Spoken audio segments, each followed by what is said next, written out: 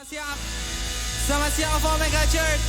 Sekali lagi selamat siang Alpha Omega Church. Halo juga untuk Anda semua yang beribadah secara online. Hanya akan jadi hari yang luar biasa. Mari bersama-sama berdiri. Kita tepuk tangan bersama. Kami percaya Tuhan, kuasa-Mu dulu, sekarang dan selamanya tetap sama Tuhan.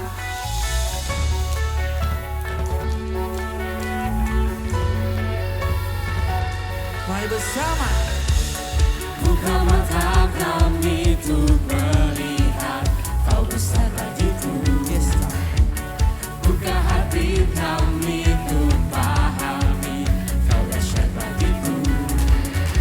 Biar hati kami terkagum Engkau dahsyat dan besar. Biar kami lihat Kau Yesus tak berubah. Yesus Kristus, kuasa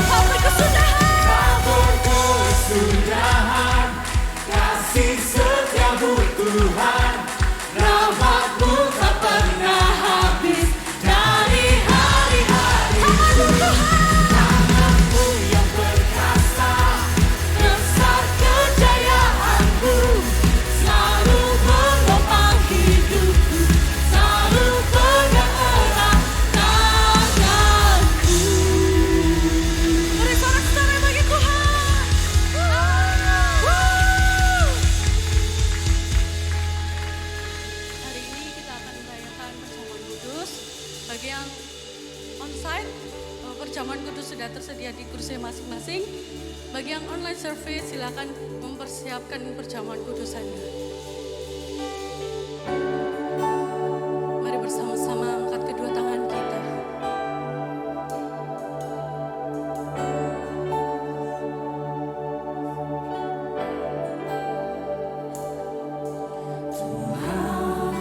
Kau setia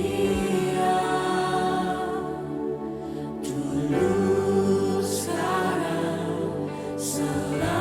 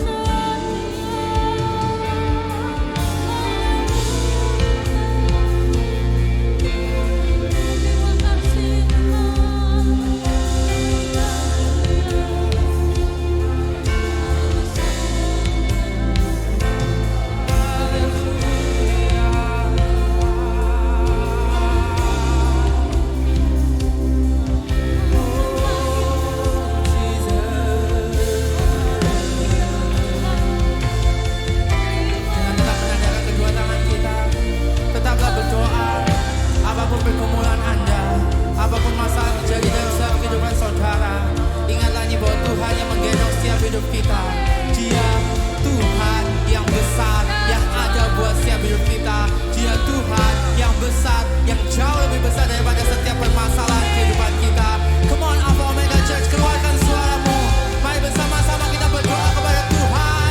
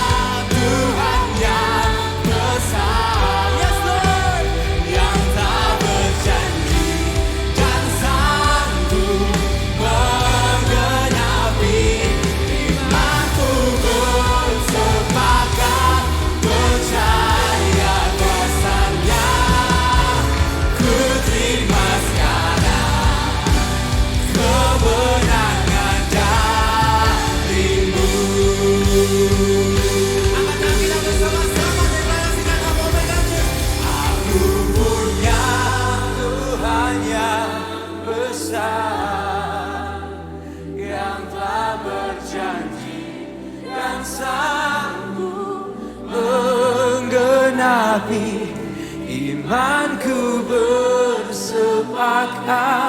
percaya kuasanya, ku terima sekarang kemenangan darimu. Iman kami bersepakat, imanku bersepakat percaya kuasanya, ku terima sekarang kemenangan dari yang percaya itu. Imanku bersepakat percaya kuasanya, ku terima sekarang kemenangan darimu. Yang percaya itu boleh kasih tepuk tangan yang luar biasa pada siang hari ini. Bapak Ibu saudara sekalian, saudara boleh buka mata saudara. Waktu kita nyanyi lagu ini, Tuhan imanku bersepakat, I trust in you.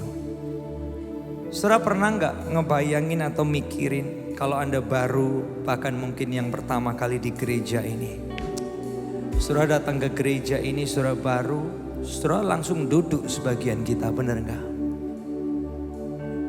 Kita kok nggak tanya yang bikin kursinya siapa? Kita juga nggak tanya gimana kalau yang bikin agak psycho. Terus dia tukang prank. Sampai waktu kita duduk, kursinya jatuh patah-patah gitu. Kita nggak tanya loh saudara, bener nggak? Kita juga nggak tanya dimnya kursinya berapa ya, lebarnya berapa ya. Tapi we just trust the chair, bener nggak?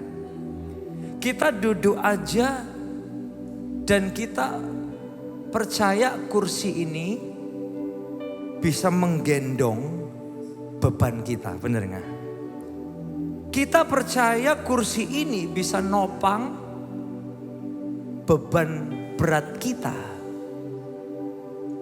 Tahu nggak saudara, kata trust itu artinya secure.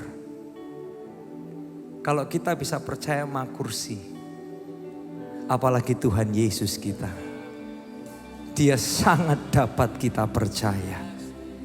You can be so secure in Him.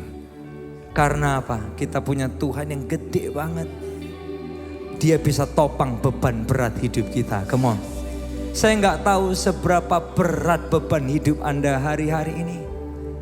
Tapi saudara bisa bilang, God, I trust you. Kalau saudara bisa percaya kursi, apalagi Tuhan kita yang besar. Yang paham itu boleh katakan yes. Berapa banyak yang mau bilang pagi hari ini, God, I trust you.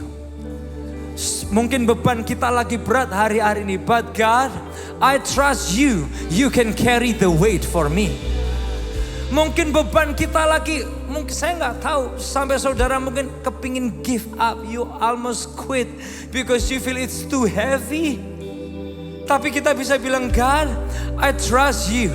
You can carry my weight. I'm secure with you. Tuhan bisa gendong aku dengan semua beban berat hidupku. You can carry me. Kemudian yang percaya itu dengan mengangkat kedua tangan kita bersama-sama. Boleh kita bilang sama Tuhan, God, I trust you. I'm secure with you. Aku tahu sampai masa tuaku, Tuhan bisa gendong aku dengan semua beban hidupku. Sampai putih rambutku, when I'm losing my power, when I cannot do things again, Tuhan. Tapi aku percaya you can carry me. Tuhan yang bisa gendong aku, tanganmu cukup besar. Engkau terlalu besar, kuasamu lebih besar ya Tuhan. Come on, kalau itu doa saudara pagi hari ini, sampaikan hidupmu sama Tuhan. Thank you God, thank you.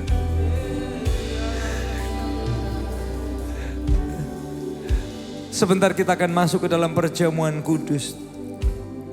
Biar apa yang ada di tangan kita, cawan ini, roti ini mengingatkan kita. We serve a great God. We serve a big God. Bahkan kalau Anda baru, Anda bukan Kristen, atau kebetulan Anda mencoba gereja ini, and Anda mungkin bilang, Elia, tapi dosaku terlalu besar. Please no.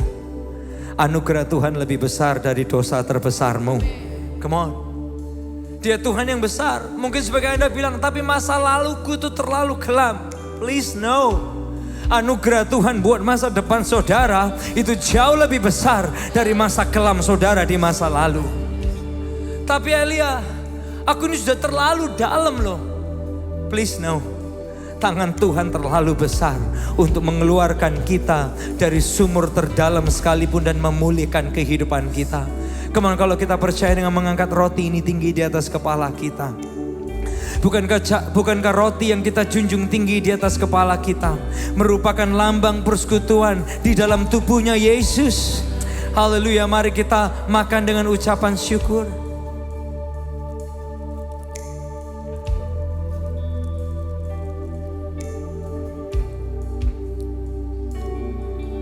Thank you Tuhan, buat anugerah-Mu yang besar, kasih karunia-Mu yang besar buat kami. Kami gak layak tapi kami dilayakkan. Kami gak pantas tapi kami dipantaskan. Thank you for your love ya Tuhan. Apa yang ada di tangan kita, biar ini mengingatkan kita, ini mujizat terbesar. Seorang Tuhan yang mau mati buat kita. Seorang Tuhan yang mau memberikan dirinya buat kita. yang uang gak akan pernah bisa beli, yang harta gak akan pernah bisa beli, untuk membuat Tuhan mau mati di atas kayu salib buat kita. This is the biggest miracle in our life yang pernah kita alamin. Mari dengan mengangkat cawan ini tinggi di atas kepala kita. Bukankah cawan yang kita junjung tinggi di atas kepala kita merupakan lambang persekutuan di dalam darahnya Yesus? Haleluya, mari kita minum dengan ucapan syukur.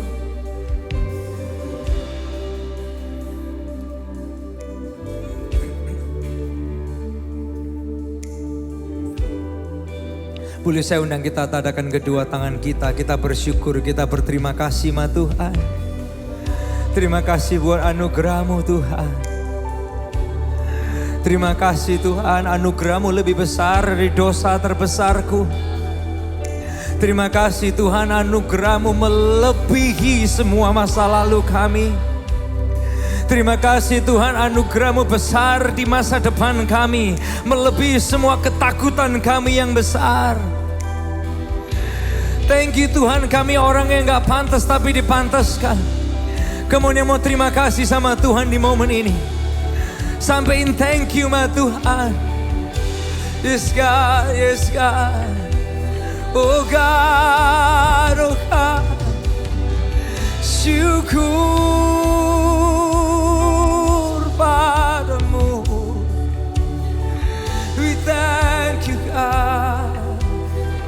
We thank you Lord.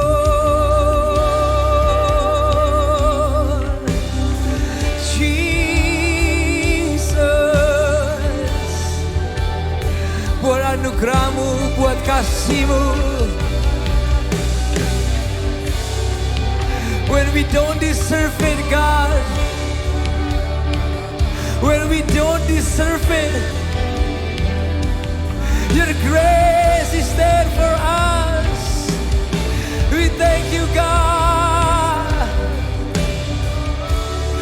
Forever grateful for who You are. A loving God. Amen, amen, amen. Hallelujah.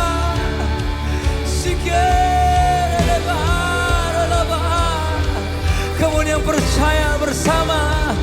Aku punya Tuhan yang besar, yang telah berjanji dan sanggup menggenapi. Imanku bersepakat, percaya kuasa-Nya. Ku terima sekarang kemenangan dari-Mu. Oh kami punya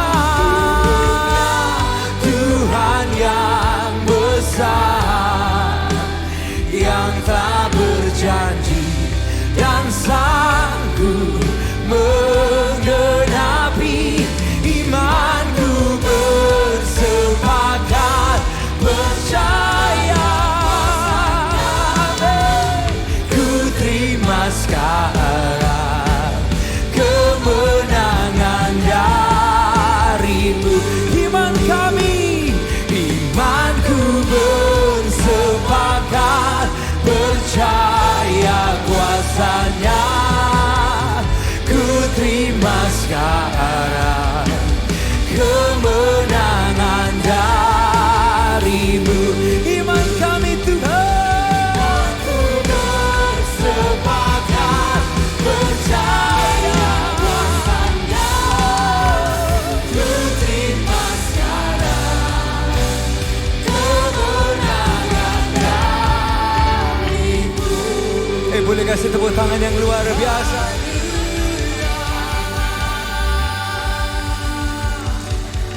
Thank you God, thank you God. Tuhan kami bersyukur buat hadir-Mu di tempat ini. Tenggelamkan kami dalam besarnya anugerah-Mu. Tenggelamkan kami dalam besarnya cinta-Mu ya Tuhan. Biar kami semua sadar, hati kami, pikiran kami sadar. Nothing can separate us from the love of God. Tidak ada yang dapat memisahkan kami dari kasih Tuhan. Hamba-Mu berdoa pagi hari ini Tuhan. Semua tuduhan iblis dipatahkan. Karena anugerah-Mu lebih besar dari dosa kami. Kami berdoa pagi hari ini semua krisis identitas dipatahkan. Karena identitas kami jelas dan kuat di dalam Yesus yang begitu mengasihi kami. Kami patahkan semua pikiran negatif di dalam nama Yesus. We are complete. We are whole by your grace. Thank you God. Berbicaralah buat kami sebentar Tuhan. Biar pesan yang kami bahas itu boleh membangun kami. Membuat kami jadi orang-orang yang kuat bukan yang lemah. Yang menang bukan yang kalah. Di dalam nama Yesus semua yang siap diberkati lebih lagi bersama kita berkata amin, amin, amin. Ini boleh kasih tepuk tangan yang luar biasa pagi hari ini. Sebelum duduk kenapa gak kasih lambaian kanan kiri depan belakang. Ya, kalau udah silakan duduk kembali dan kita akan ikutin pengumuman dari layar yang ada di depan. Thank you Alpha Omega Church sudah memuji dan menyembah Tuhan dengan sangat luar biasa. What a powerful presence of God we just felt. Thank you untuk antusiasme Anda. Di Alpha Omega Church, we believe that we grow in community. Semua kita membutuhkan komunitas yang membangun. So jangan lupa untuk tetap hadir dan terlibat dalam setiap pertemuan komsel Anda. Dan kalau Anda belum berkomsel, Anda bisa menghubungi kami di nomor ini supaya kami bisa membantu menyalurkan Anda ke sebuah grup. Berikut ini ada informasi yang baik untuk kita perhatikan. Semua yang terjadi di Alpha Omega Church hanya bisa terjadi karena ratusan orang yang melayani. Berkorban tenaga, waktu, usaha, dan lain-lain untuk kita semua bisa beribadah dan terlayani dengan baik. Kita ingin merayakan ini semua dalam Leaders Appreciation Day. Kita akan berkumpul bersama, saling menghargai dan menguatkan, dan diinspirasi oleh pesan yang akan disampaikan oleh Pastor Chuang dari City Harvest Church Singapura. Semua kita yang melayani dalam area apapun akan berkumpul bersama di EOC Jakarta pada tanggal 22 November. Dan di Surabaya akan menjadi satu di EOC DPU pada tanggal 23 November. Daftarkan diri kita ke PKS dan Kepala Departemen supaya kita bisa mengatur slot yang terbaik. Mari berkumpul bersama, saling menghargai, dan diinspirasi bersama. Mari kita siapkan diri kita untuk diinspirasi pesan yang sangat membangun kehidupan kita. Enjoy the rest of the service. God bless. Forgive me, redeem me, and call me your own. You guide me, comfort me, protect me. Now I will live for you. Every day your blessings come anew, and I know you're always for me.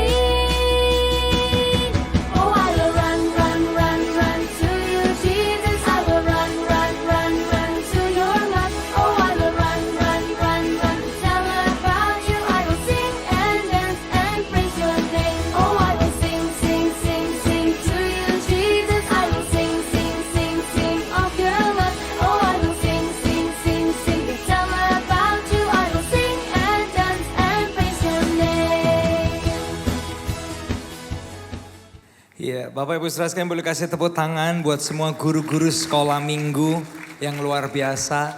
Satu hal kita perlu semua ingat, guru-guru sekolah minggu mungkin orang yang jarang tampil di depan, yang gak ternotis, tapi honestly they are heroes. Bener gak sih?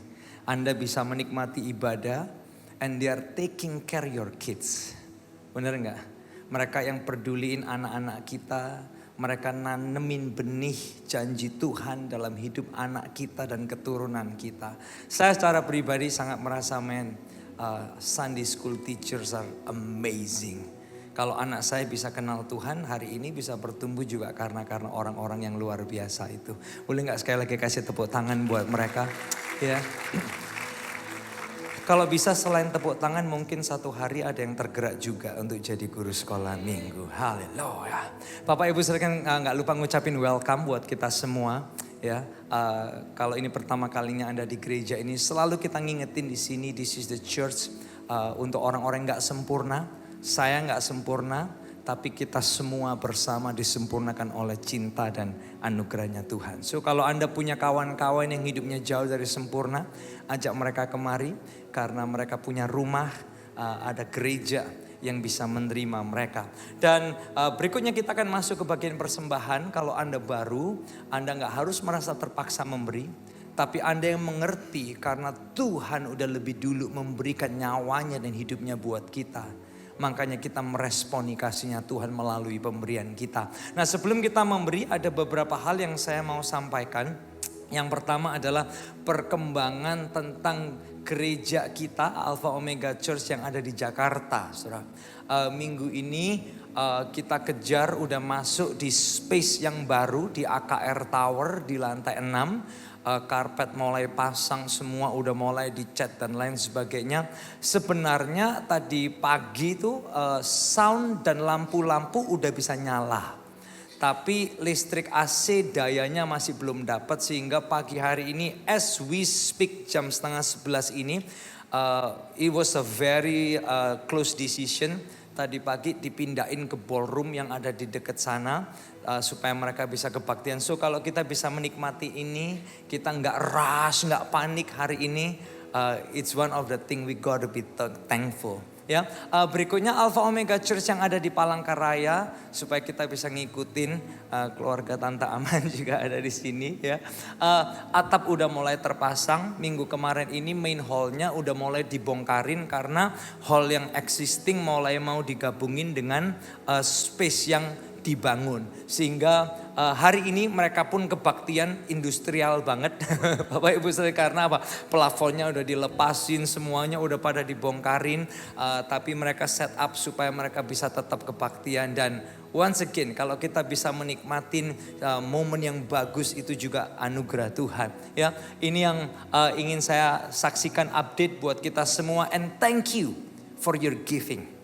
Thank you untuk your support. Untuk doa, untuk persembahan Anda, keuangan yang Anda tabur memampukan kita bisa bergerak lebih baik dan lebih baik lagi. Dan satu hal tanggal 23 November yang tadi udah disampaikan, setiap minggu selalu diingetin ya kalau kita bisa menikmatin ini semua. Kok sebagian Anda bilang lightingnya kok bagus ya, soundnya kok enak gitu ya. Karena semua ada orang yang melayani. Dan tanggal 23 kita akan bikin yang namanya Leaders Appreciation. Anda semua yang melayani sekecil apapun please come. Itu momennya sebagai semua pelayan. Kita akan dihargai, diapresiasi. Dan hari ini persembahan kita itu pun juga akan support acara Leaders Appreciation. Kalau Anda sudah dilayani, anak Anda, keluarga Anda bisa dilayani. Itu karena ada orang-orang leader-leader di gereja ini yang melayani seperti Yesus bagi keluarga Anda. So Anda siap memberi ya hari ini? Kita berdoa bersama-sama. Tuhan thank you buat semua hal yang kau izinkan terjadi. Kami manusia biasa, tapi Tuhan luar biasa yang memampukan kami. Kami semua hanya orang-orang terbatas, tapi Tuhan yang tidak terbatas itu bekerja melalui kami. Dan Tuhan, inilah persembahan kami as we give ya Tuhan. Biar setiap rupiah yang ditabur boleh dimaksimalkan untuk pekerjaan-Mu, untuk semua program-program yang powerful dan membangun melalui gereja ini. Di dalam nama Yesus semua yang siap memberi bersama kita berkata, amin. Kalau Anda nggak bawa tunai, Anda juga bisa memberi melalui transfer atau QRIS yang ada di depan.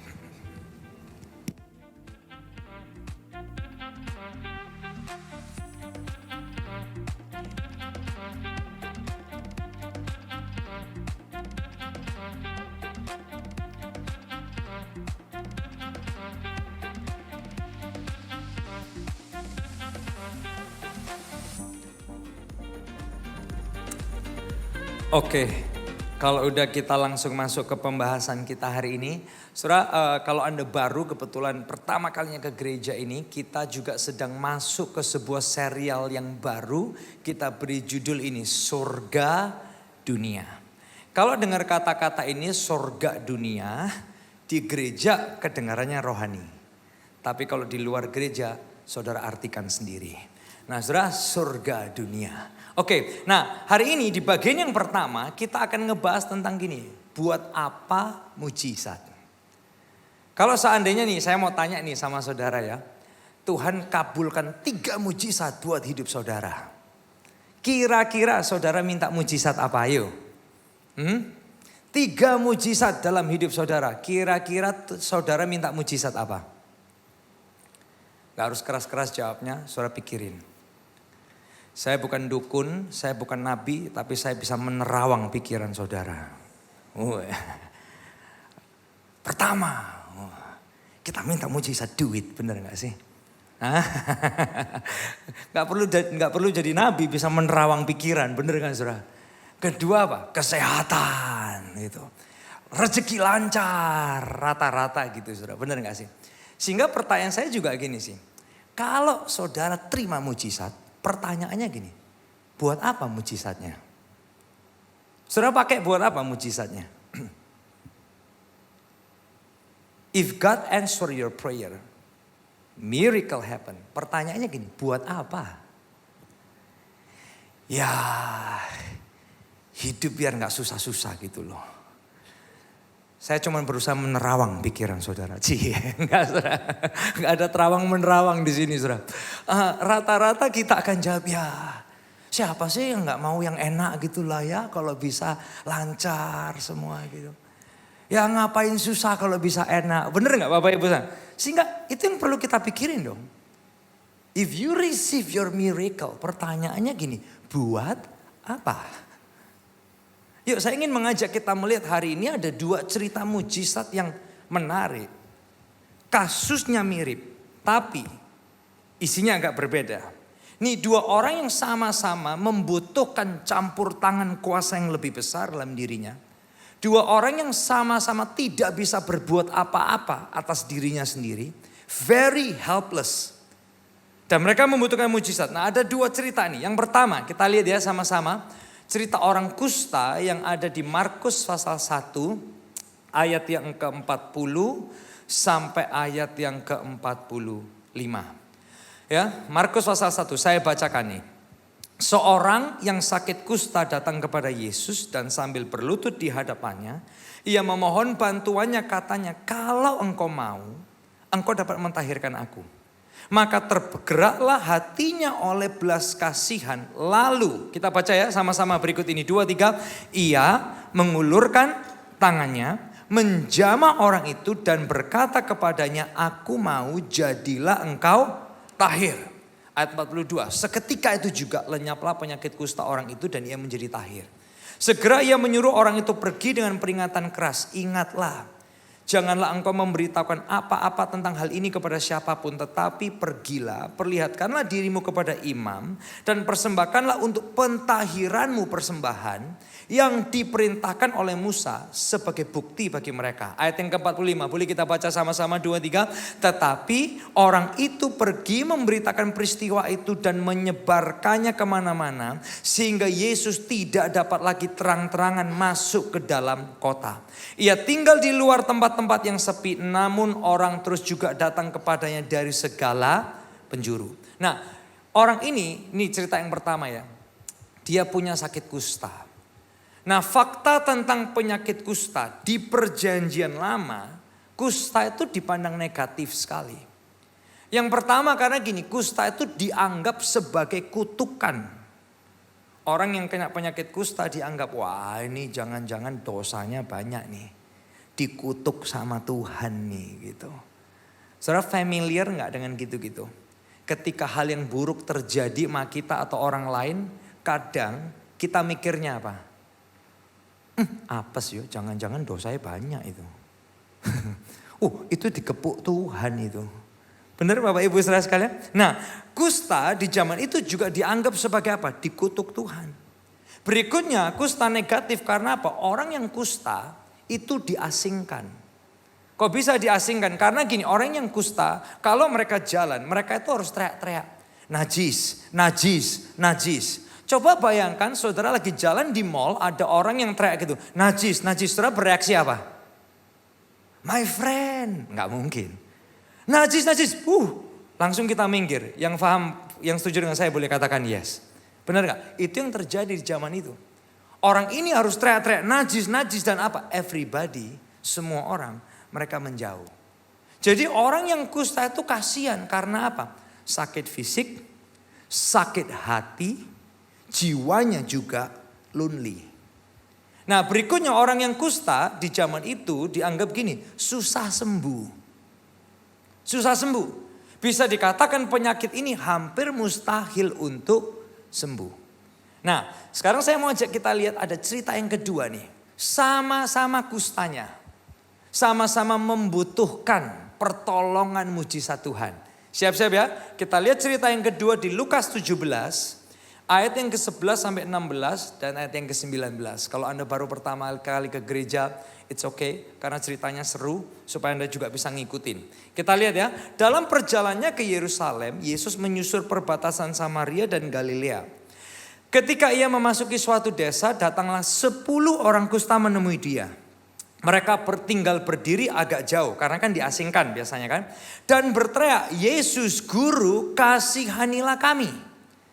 Boleh kita baca ayat yang ke-14 sama-sama 2-3. Lalu ia memandang mereka dan berkata, pergilah, perlihatkanlah dirimu kepada imam-imam. Dan sementara mereka di tengah jalan mereka menjadi tahir alias sembuh. Ayat yang ke-15, seorang dari mereka ketika melihat bahwa ia telah sembuh, kembali sambil memuliakan Allah dengan suara nyaring. Ayat yang ke-16 kita baca sama-sama 2-3. Lalu tersungkur di depan kaki Yesus dan mengucap syukur kepadanya. Orang itu adalah seorang Samaria. Ayat 19, lalu ia berkata kepada orang itu, berdirilah dan pergilah, imanmu telah menyelamatkan engkau. Nah saudara-saudara lihat ya, ada 2 kasus nih. Sama-sama kusta, bener gak? Sama-sama helpless. Sama-sama butuh pertolongan. Tapi situasinya beda. Coba kita lihat perbandingannya Markus pasal 1 dan Lukas pasal 17. Yes, di Markus gini. Dia memanggil Yesus. Dan kepada orang ini Yesus gini. Mengulurkan tangan dan menjamahnya. Wah, dijamah Yesus apa yang terjadi? Setelah dia sembuh, baru dia disuruh pergi ke imam. Dan kesembuhan orang yang pertama ini yang menarik adalah gini. Waktu dia dijamah, seketika itu juga dia sembuh. Keren ya. I'm healed.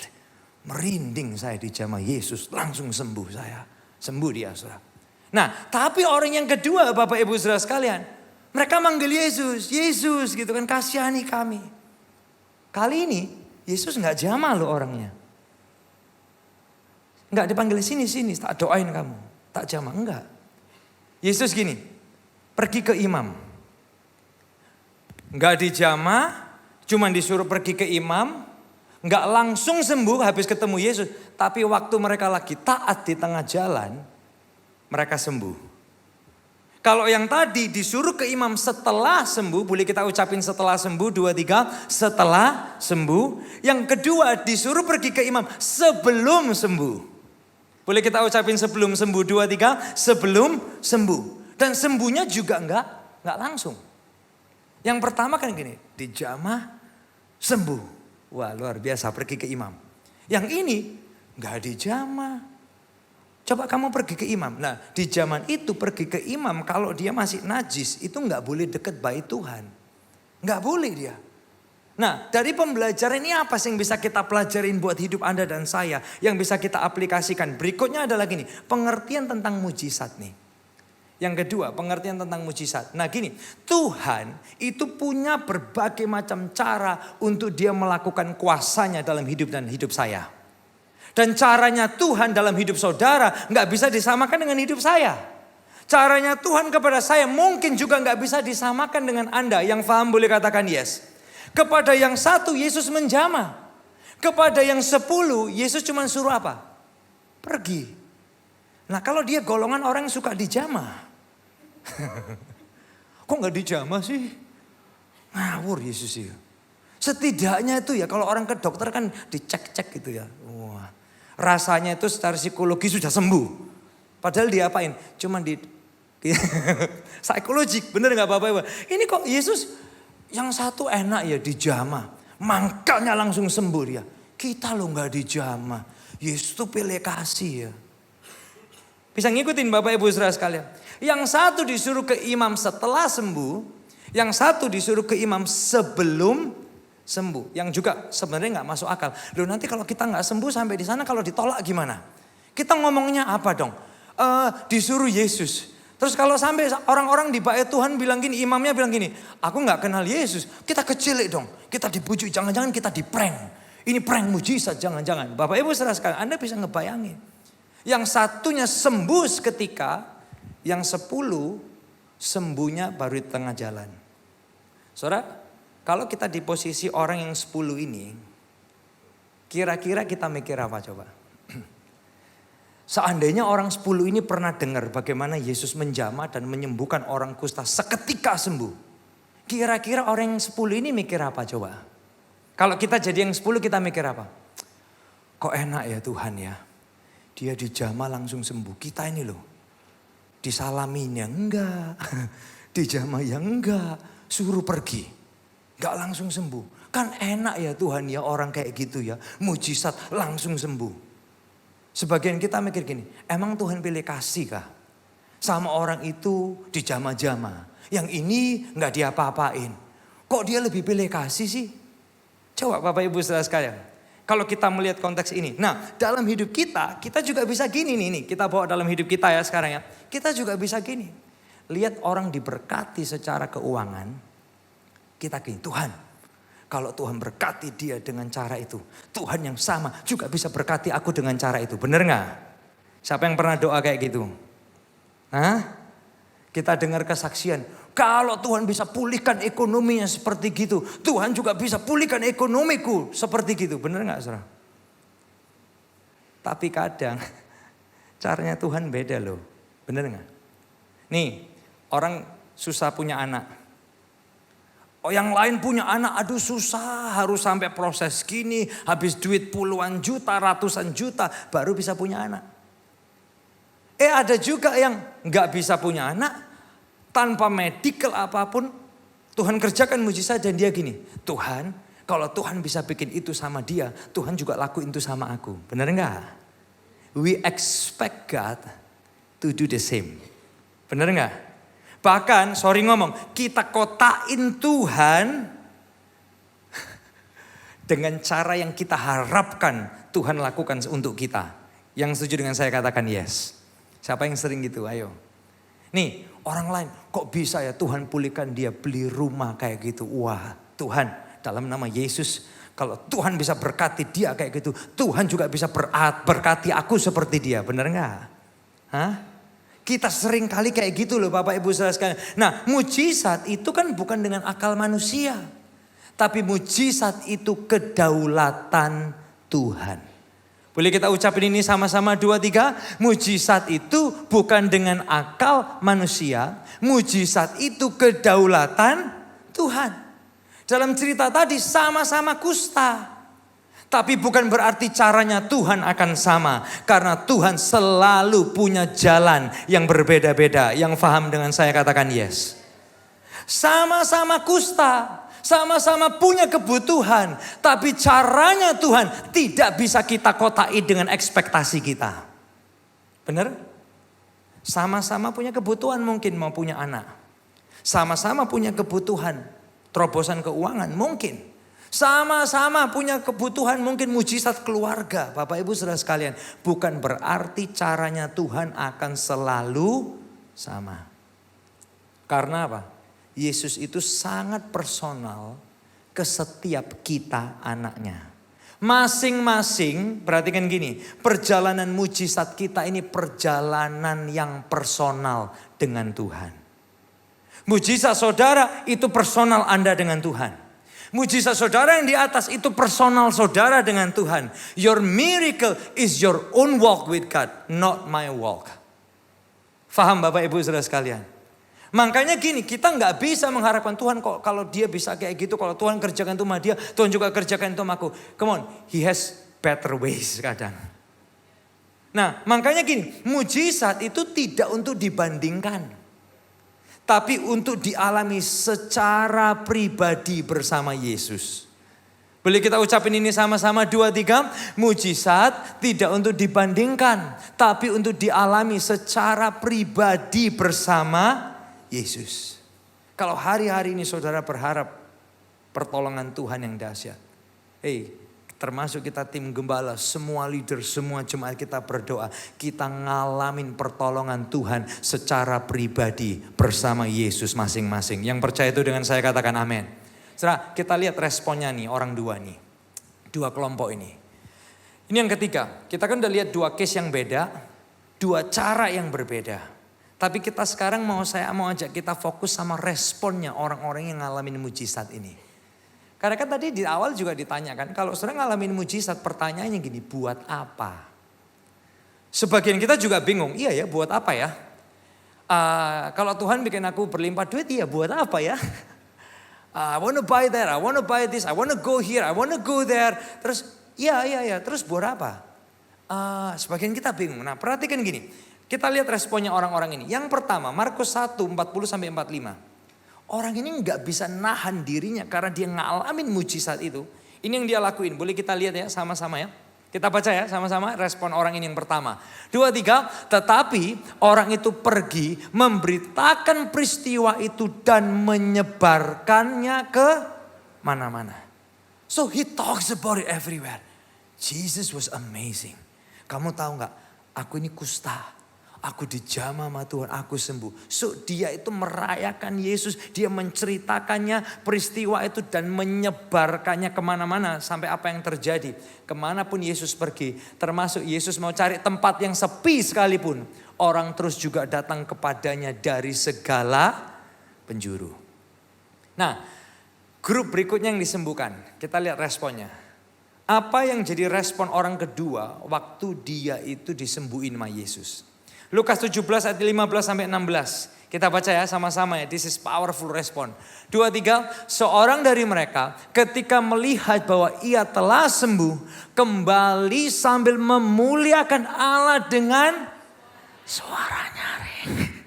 Nyaring itu kenceng Bapak Ibu Saudara sekalian. He was worshiping God, praising God dengan suara yang nyaring. Lalu tersungkur di depan kaki Yesus dan mengucap syukur kepadanya. Orang itu adalah orang Samaria. Nah Saudara perhatikan gini. Responnya orang-orang yang ngalamin kebesaran Tuhan ini. Mereka merespon dengan tindakan-tindakan yang powerful.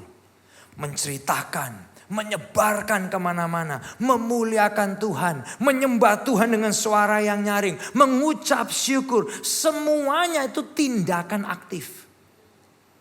Nah mujizat itu bukan untuk kita simpan sendiri ya saudara ya.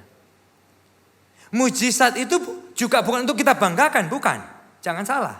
Tapi juga bukan untuk kita simpan sendiri.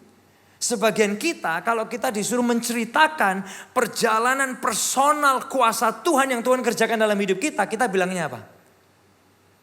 Enggak sungkan. Ya mujizatku ini enggak sespektakuler orang lain. Ya biasa-biasa aja. Saudara tahu kalau tempayan tidak habis itu mujizat, bener enggak? Tapi buat kita mungkin ya kan enggak sespektakuler kesaksian orang lain gitu loh. Come on. Itu kayak kita ini sama iblis dibikin mingkem bahasa Jawanya. Supaya kita tidak cerita tentang kuasa Tuhan. Ya saya ini sudah berubah loh. Tapi ya masih jatuh bangun. Ya kita ini ya gak seperti orang lain tuh loh. Perubahannya itu lebih luar biasa daripada saya. Ya kita ini ya masih gini-gini. Bapak Ibu Saudara sekalian, mujizat diadakan bukan untuk kita aja loh ya. Tapi mujizat diadakan untuk ini. Ini. Buat apa mujizat? Ini kalimat ini. Untuk menyatakan dan menyuarakan kuasa Tuhan. That's it. Bukan buat kita aja. Tapi untuk apa? Menyatakan dan menyuarakan kuasa Tuhan. Ini bagi Anda yang baru ya. Kalau Anda tanya gini, iblis itu dikalahkan pakai apa ya? Ada dua hal. Iblis dikalahkan dengan darah anak domba yang pertama. Dan yang kedua dengan apa? Kesaksian kita. Tapi kan iblis gak mau kalah. Makanya saudara dibikin tidak cerita. Bisa ngikutin Bapak Ibu saya. Karena kalau saudara gak cerita dia gak kalah. Tapi waktu saudara cerita, iblis dikalahkan. Boleh kita baca ayatnya ya, sama-sama 2-3. Dan mereka mengalahkan dia oleh darah anak domba dan oleh perkataan kesaksian mereka. Nah, tujuan mujizat diadakan untuk ini, menyatakan dan menyuarakan kuasa Tuhan. Bapak Ibu Saudara sekalian, sekali lagi, mujizat itu bukan cuma buat kita. Tapi mujizat itu untuk menyatakan dan menyuarakan Tuhan. Bahkan kalau saya boleh bilang gini ya, mujizat itu bukan tentang kita loh bahkan. Tapi tentang siapa? Tentang Tuhan. Siap-siap ya, perhatikan gini saudara. Boleh semua mata lihat saya, perhatikan gini. Kalau mujizat tentang kita, sorry ngomong. Yang lebih besar dalam kita itu berhala kita. Bukan Yesus di dalam kita. Sebentar Elia, maksudnya ya apa? Contoh ya. Kalau berhala saudara itu adalah uang. Terus saudara terima mujizat keuangan. Saya mau tanya. Saudara ingat Tuhan apa ingat dirinya sendiri? Ayo. Saudara pasti ingat diri sendiri. Dan berhalanya makin gede di dalam kita. Karena kita salah gagal paham tentang buat apa mujizat. Ini contoh yang lain. Kalau berhala kita Bapak Ibu Saudara sekalian adalah apa? Pengakuan diri. Kemudian Tuhan bikin kita kasih mujizat jadi terkenal. Saya mau tanya, saudara ingat Tuhan apa ingat diri sendiri? Kita rata-rata akan ingat diri sendiri. Karena apa? Mujizat kan buat kita. Akhirnya apa? Berhalanya jadi gede di dalam kita. Bukan Yesus yang jadi besar di dalam kita. Akhirnya apa? Kita gagal paham tentang mujizat. Nah saudara, ini contoh yang lain. Kalau berhala kita adalah dipuji-puji. Sampai satu hari terjadi mujizat. Saudara ada pada sebuah platform di mana semua orang tepuk tangan buat saudara. Saya mau tanya. Saudara ingat Tuhan apa ingat diri sendiri? Karena kalau mujizat buat kita, maka kita menggedekkan berhala itu di dalam kita. Berhala dipuji-puji makin gede di dalam kita. Karena kita gagal paham tujuan dari mujizat. Nih saya mau tanya nih ya. Kalau berhala kita itu zona nyaman, comfort zone. Tuhan kerjakan mujizat, kan saudara minta mujizat kan? Tuhan kerjakan mujizat, saudara hidup sangat nyaman. Saya mau tanya, saudara ingat Tuhan apa ingat diri sendiri? Rata-rata kita ingat diri kita, benar gak? Karena kalau mujizat buat kita, sorry ngomong hati-hati. Berhala kita makin gede di dalam kita, bukan Yesus yang makin besar di dalam kita. Makanya kalau berhalanya itu zona nyaman dan saudara terima mujizat, berhala zona nyamannya makin besar sampai Yesusnya makin kecil. Akhirnya apa? Mujizat tidak bikin kita serupa dengan Tuhan. Faham Bapak Ibu Saudara sekalian? Mujizat harusnya membuat kita semakin serupa dengan gambaran karakter Tuhan. Makanya Yesus ngajarin kita apa? Doa. Datanglah kerajaanmu di bumi seperti di sorga. Nah Yesus datangkan kesembuhan supaya apa? Karena di sorga gak ada penyakit. He give us a taste of heaven. Dia bawa kebangkitan ke dalam dunia ini. Kita yang tadinya mati dalam dosa bisa ngalamin jadi anak-anaknya Tuhan. Karena apa? Di sorga nanti adanya hidup kekal. He give us a taste of heaven. Dia bawa pengharapan. Karena apa? Tuhanlah pengharapan bagi dunia yang terhilang ini. Makanya dia kasih kita harapan besar. Walaupun kita ngalamin kesukaran. Karena apa? He give us a taste of heaven. Tapi sekali lagi. Tujuan mujizat adalah ini. Siap-siap ya. Tujuannya mujizat adalah ini. Untuk menyatakan dan menyuarakan kuasa Tuhan. Boleh kita ucapin sama-sama Bapak Ibu Saudara sekalian 2, 3. Mujizat diadakan untuk menyatakan dan menyuarakan kuasa Tuhan. Waktu kita gagal paham, hati-hati. Mujizat ngedein berhala dalam diri kita. Bukan Tuhan jadi gede dalam diri kita. Nah apa yang bisa kita lakuin? Yang pertama adalah gini. Yang bisa kita lakukan adalah simple. Believe and receive. Di dunia yang makin rasional, which is logic is okay, powerful, boleh juga. Tapi kadang kita sudah gak percaya dan gak yakin lagi bahwa Tuhan bisa campur tangan dalam hidup kita. Tapi hari ini saya ingin mengajak kita semua, tim gembala ingin mengajak kita semua, hey, Tuhan masih bisa mengerjakan kuasanya buat ke semua kita. Yang percaya katakan yes. Dia masih mau melakukannya untuk Anda dan saya. Menurut caranya, pada waktunya, dengan cara yang paling sempurna buat setiap kita. Karena sekali lagi mujizat itu bukan dengan akal manusia, tapi karena itu kedaulatan Tuhan. Dan sorry ngomong, bukan cuma karena kita baik kita terima mujizat. Tapi karena Tuhan baik, kita gak layak tapi Dia izinkan kita terima, benar gak? Oh makanya soalnya aku ini jauh lebih rohani daripada dia, makanya aku terima mujizat. Dia mah kurang rohani. Enggak. Ini kedaulatan Tuhan kok.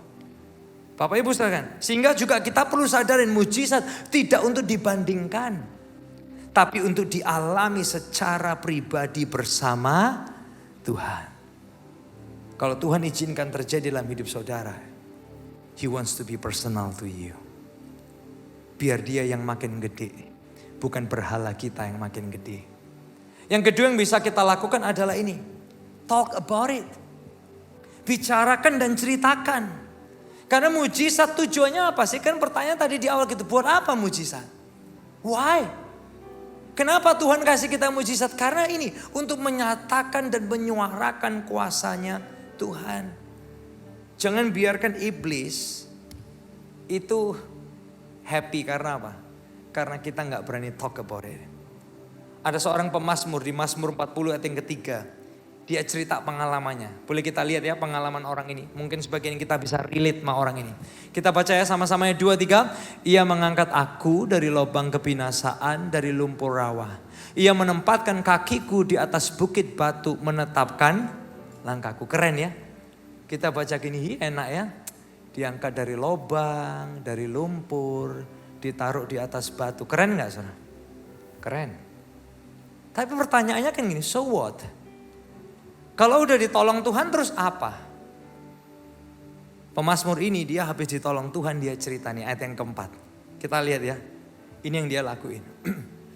Kita baca ya sama-sama 2-3. Ia memberikan nyanyian baru dalam mulutku untuk memuji Allah kita. Banyak orang akan melihatnya dan menjadi takut. Lalu percaya kepada Tuhan.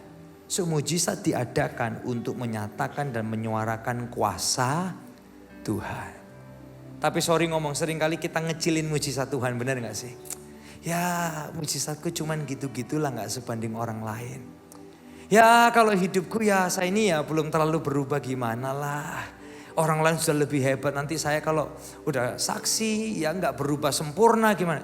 Tuhan gak berharap kita sempurna kok. Tuhan berharap kita makin serupa dengan gambarnya. Yang paham katakan yes. Yang sempurna Dia aja, nanti tunggu kita mati baru kita sempurna. Bapak Ibu saya, seringkali kita kecilkan kok anugerah Tuhan dalam hidup kita, mujizat Tuhan dalam hidup kita. Ya kalau cerita hidup saya ya gitu-gitulah.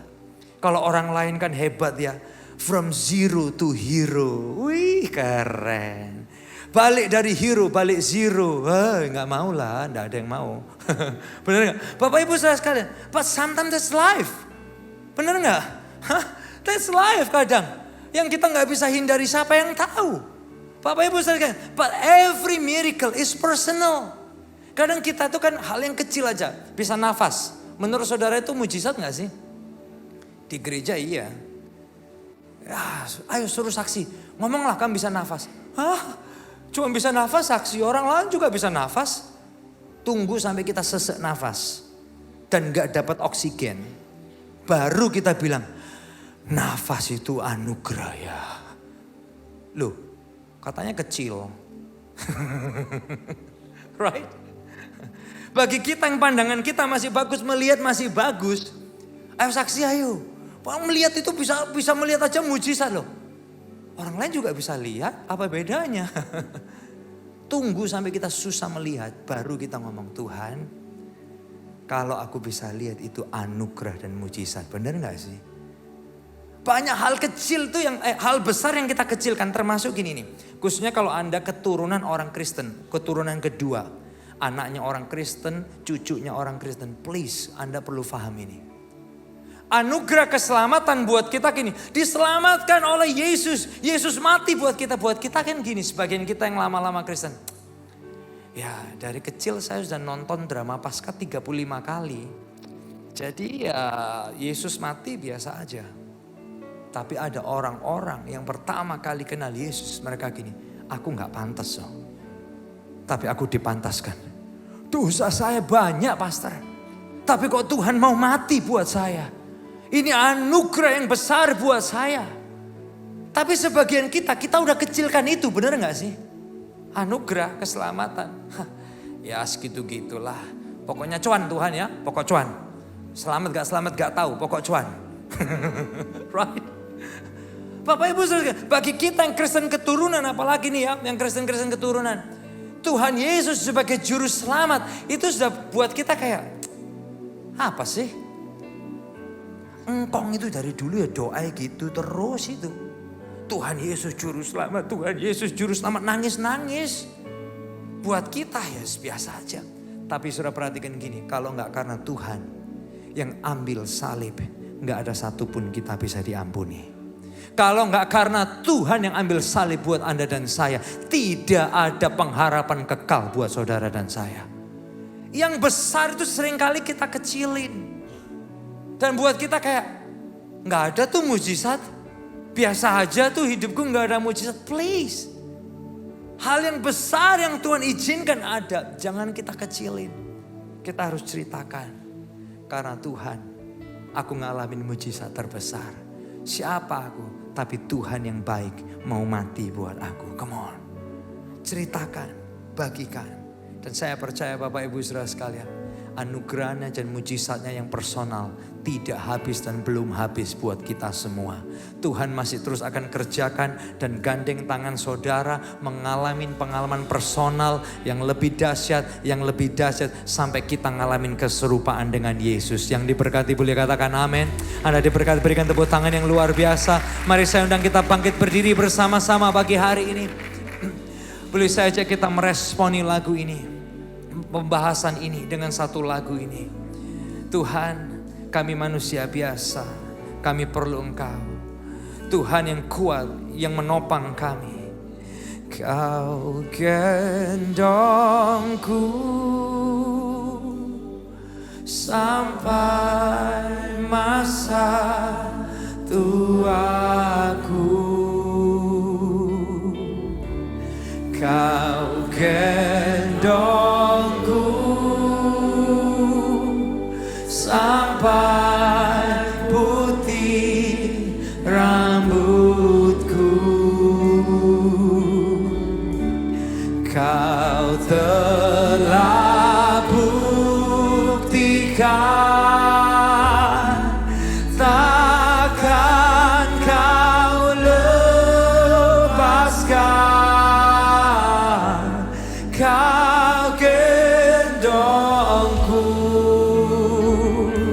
sampai selamanya. Berapa banyak yang tahu Tuhan gak akan lepasin kita sampai selamanya. Kau gendongku sampai masa tuaku. Amin Tuhan. Kau gendongku sampai putih rambutku. Kau telah melakukannya. Kau telah buktikan, takkan kau lepaskan. Kau gendongku sampai selamanya. Dengan mata terpejam, di momen ini setiap hati berharga buat Tuhan. Setiap tangan berharga buat Tuhan. Berapa banyak di momen ini yang berkata, Tuhan, sampai tua aku tetap perlu mujizat-Mu.